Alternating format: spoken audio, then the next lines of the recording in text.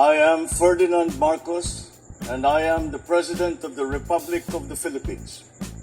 I stand today on behalf of 110 million Filipinos. Hello people and hello universe, it's me again. Shoutout sa inyo mga kababayan. But anyway, mayroon tayong updates video. Ayan, iba na naman ang ating updates ngayon. Nakikita ko. Ay nako, naloka ako. Ayan yung mga pinatuyong Mary Jane, mga besya nga, mga Marijuna. Ayan nako, milyones po yan. Ay ito importante na in-updates po natin ito sapagkat hindi nyo po nakikita ito sa mga malalaking balita kasi hindi natin alam. Kung mayroon man pero hindi, kumbaga seconds lang Well, anyway, dahil dyan mga kababayan, ayan po ang direktiba ng ating mahal na Pangulo na paigtingin ang pagsugpo sa pagsugpo sa illegal na droga mga kababayan. Sabi nga talaga namang dumadami ang droga. Siyempre nung panahon ni Digong talagang hindi lumalabas. Tinatago na sa pinaka-safety lugar yan. Nung pumasok ang new administration saka sila lumabas, ang akala nila hindi mahigpit, mas lalong mahigpit kasi walang kawala ito. Hindi sila makakapagbenta o makapagpuslit kasi nahuhuli sila. Alam po natin sa mga past live ko, sa mga past video ko, ang dami ko talagang in-updates tungkol dito sa mga bawal na gamot na ito mga kababayan. Bilyones, milyones ang mga halaga niyan. So ibig sabihin talagang maganda yung pamamaraan sa pagsugpo ng mga illegal na bawal na gamot sa bansa, without any harm. Ika nga walang nasasaktan. Nahuli man sila, nakaposas, dalhin sa kulungan. Pero that time kasi ni dating Pangulong Digong, patay dito, patay doon. Agay, patayan niya. Kaya nga 7,000 plus ang namatay sa war on drugs niya. Kaya nga pinupursige ng mga dilawan magsampa ng kaso sa ICC tungkol dito sa war on drugs niya before, So dahil diyan mga kababayan, i-check natin ito kung ilang halaga, Sabi po guys ng PTB4 Cordillera, ayan. Anong sabi? Ayan Agay, ang laki. 28 million dried marijuana can 40,000 kay na shabu na discovery Ijay Tabuk City. Agay, ito guys Ilocano ito pero I know naintindihan nyo. Na discovery ng mga otoridad ang mahigit tinagalog ko 26 million na pinatuyong mga kababayan na marijuana, at saka 40,000 na shabu na guys nahuli diyan sa Tabuk Kalinga. Bakit ito si Kalinga Apayao? Palagi akong mayroong updates nito, kung hindi yung mga yung mga plantation, ayan, mga dry Mary Jane. Tingnan nyo guys, nagrespondi ti pulisya ang impormasyon. Ayun iti pana kaibiyahe ng marijuana since na tinglayan agturong iti Tabuk City. Ti masayang sports utility vehicles. Agay, doon pa talaga sabi nagresulta daytoy na discovery ang 205 na bricks at saka 45 tubular dried marijuana leaves at saka 25 pieces na vacuum sealed dried marijuana leaves at ang fruiting tops. Agay, ayan guys ilang kilo?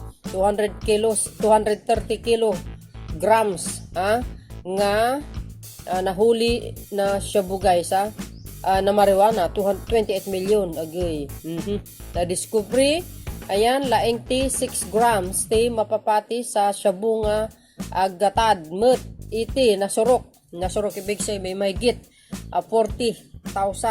Agay, kay 40,000 baon laki Ang dami nito mga babayan. Tuloy-tuloy po ang investigasyon at ang operasyon ng mga pulisya dyan po sa nangyaring paghuli. Yan O, nag-gets ba yung sinabi ko? Dami yan mga kababayan, no? Biro nyo. Pwede kayo naloka? Wala na ba ibang hanap buhay na na mas maganda kaysa dito? Eh, syempre guys, pag ganito lagi, madaming nahuhuli, punuan ng kulungan ito. So, yun guys, another updates news tayo. Ito pa, mayroon pa. Ano na? O, yan. Ang sabi po ng, ayan, PH. Agoy, Philippines Drug Enforcers Agency, Barn, size 6.9. Worth of suspected shabu in Lanao del Sur operation. Agoy! Yan na naman po tayo guys. Mahaba ito, no? Very short lang ang basa natin. Tingnan nyo yan. Nako, maloka ako. Philippines Drug Enforcers Agency, Barn, size 6.9 million pesos worth of suspected shabu in Lanao del Sur. Agoy, kayo talaga, So, yun mga babayan. Another updates news tayo tungkol dito. So, yan mga beswa. Nakikita ko. Nako, antindi ito. Candy yan guys. Parang candy. Nung sinabi po dito, basahin po natin kasi mahaba talaga ito dahil custom officer at the port of Clark intercepted kus na on high grade marijuana and tetrahydric cannabinol. Cannabis infused gummy. Nakaw, ginawa talagang candy. Candies worth around 88,000. The 40 grams of kus and 10 pouches of gummy candies were concealed inside a parcel declared as a sneakers. Nako, mag-iingat kayo sa mga binibili nyo. Nako, ewan ko na lang. So, yan guys, ginawang candy pa. BOC bust cause. Ayan, marijuana infused gummy candies at Clark Port. Ayan, si Clark madalas manghuli ng mga milyones na mga guys, sa mga droga dyan sa Clark, smuggling, ayan. Iba't iba, mga meat smuggling. Mga imported ba? Dyan sa Clark laging na-discover. Nasawata, ika nga. So, yun guys. Another updates po natin. Ito pa. Kikita nyo yan? Nako, parang ulo ng mga yung mga usa. Sabi po dito bawal pala yan. O the Bureau of Customs, Ninoy Aquino International Airport, BOC na intercepted illegally imported the wildlife parts under the possession of an arriving passenger in Terminal 3 on February 6, 2024. After our rigorous screening through X-ray, scanning, and intrusive examination of the baggage of an arriving passenger, a New Zealand citizen, under flight CJ3091, it was found to contain 3 pieces of deer horn with skull and 2 pieces of deer skin. Agay, bawal pala yan, Dapat yan mayroong tawag dito, mayroong kaukulang papel, kompletong papers para hindi makumpiska. The said imported wildlife parts were confiscated for levy of import permit, from the Bureau of Animal Industry, BEI, and Department of Environment and Natural Resources, which is ang DNR, and in violation of Republic Act number 10863 or Custom Modernization and Tarific Act CMTA. The Port of Naiya, led by District Collector Attorney Yasmin O. Mapa District, Mapa in strict coordination with the other government regulatory agencies, continue to implement importation rules against illegal wildlife trafficking. Bawal yan. Dapat nga kompleto yung papel. Ayan guys, patlo lang yan, pero hindi pinayagan. So anyway, another updates pa natin So ito pa mga kababayan, Naka. Di tulak, di bumaba sa 3.2 million. Marijuana na naman. Ayan, Itong February 15 lang to 2024. Agay, sus, Mariusip day. Diyan po yan sa Quezon Isabela na samsa ng bypass operation. Sa barangay abot dito sa Araw ng Puso ang hinihinalang marijuana na kahalaga ng 3.2 million. Arestado ang 3 hinihinalang tulak ng droga na itinuturing ng high value target na recover ng Philippines Drug Enforcement Agency. Isibilang mula sa suspect ang 22 bricks ng pinatuyong dahon ng marijuana na nasa brick from may kabuang 27 kilo na nagkakahalaga ng 3.2 milyon, isang motorsiklo, isang mobile phone at ang bypass money. Naharap ang suspect sa paglabag ng Republic Act 9165, Comprehensive Dangerous Drugs and Act 2002. So yun mga beswa, nako, laki yan. But anyway, another updates po natin. Nako, yan pa, konduktor na sumasalisi bilang drug courier, timbuk sa 5.2 milyon droga. Kaya di kinaloka. Nako, mga beswa. Iloilo naman ito, arestado ang isang konduktor ng bus na rumarakit bilang drug courier kasama ang isang pang high value target sa inisagawang bypass operation nitong Martes ng gabi ng Pebrero 13 sa distrito ng Mandurao ng lungsod na kumpiska sa operasyon ng 800 grams sayang ng hinilang sabon na nagkahalaga ng 5.78 milyon ayon kay Kapitan Glenn Soliman, team leader ng Regional Police Drug Enforcement Unit RPDEU ng Police Regional Office 6 Project 6 nitong Merkulis Pebrero 14. Sinabi ni Solman na ang suspect na ikinikilalang Gilberto, 34 at residente ng Barangay Kuta, Lucena City ay isang courier na hindi nalaman ng ibang mga bus driver. Nako, talaga naman Dagdag pa niya, ayan, bagong operasyon noong Martes ng gabi, naggatid din ng droga ang suspect sa ilang isa sa nilang parokyano patungo sa Iloilo. Agay, arestado si, ayan na guys, arestado ng mga pulis mula sa suspect ang 11 sase ng shabu, 50 bypass money at iba pang ebidensya. Sinasalalim sa drug test ang mga suspect at maharap sa kasong paglabag ng Republic Act 9165. So yun mga bes, ano po masasabi nyo dito? Agay, droga pa more. At ito pa mga bes, sumagol sigarilyo naman ito.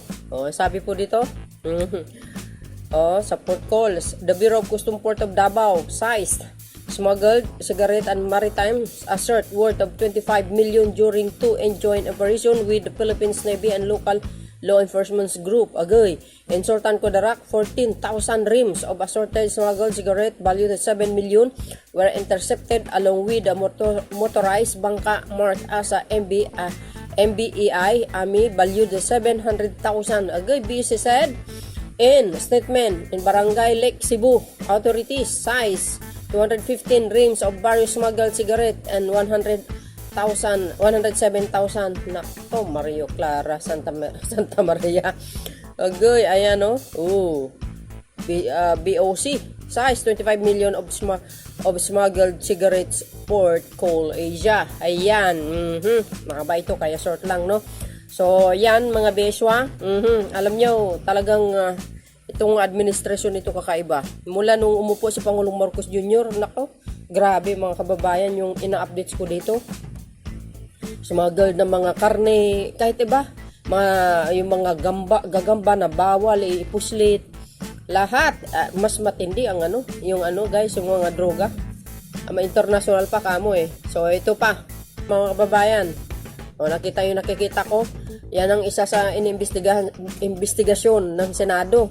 Itong nakapuslit, kung bakit nakapasok itong luxury car na ito, Bugatti ito mga beswang, Bugatti. No, hindi lang po isang dinadaanan nito, maraming to. Port, mayroong port, ayan, katulad ng port ng Davao, Subic, Clark, ayan, Manila, Batangas. Talagang matindi ito, Ang mahal kaya nito.